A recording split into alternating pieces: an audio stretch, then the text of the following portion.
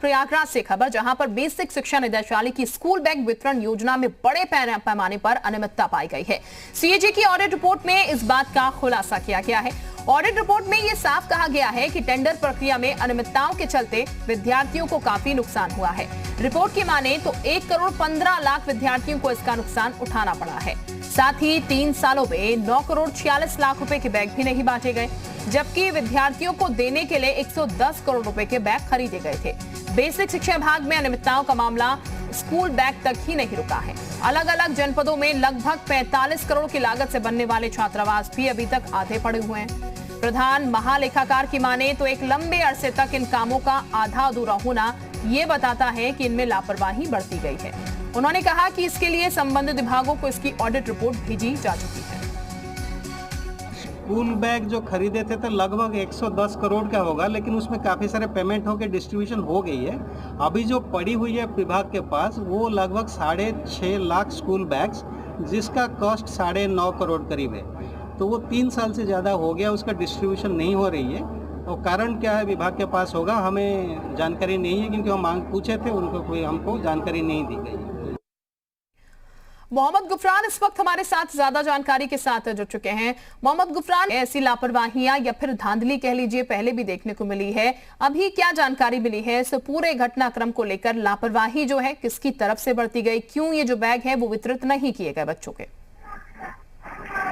देखिए, निश्चित तौर पर एक बड़ी लापरवाही ये मानी जाएगी, क्योंकि जिन अधिकारियों के जिम्मे होती है, एक दो नहीं बल्कि करोड़ों के मामले हैं, जिसमें जो बैग है स्कूल बैग 6.5 लाख के करीब बच्चों को के बीच ये बैग को वितरित किया जाना था।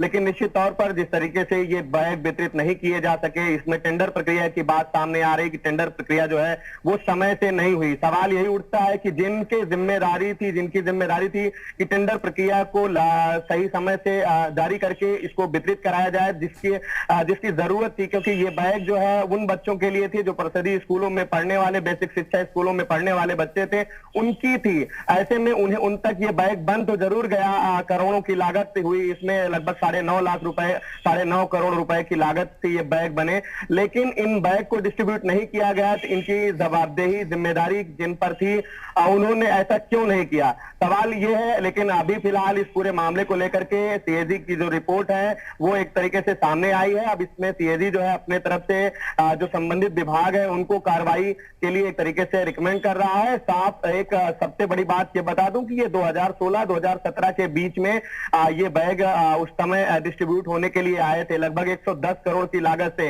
मतलब साफ है कि उस दरमियान सूबे में समाजवादी पार्टी की सरकार थी, अखिलेश यादव मुख्यमंत्री थे।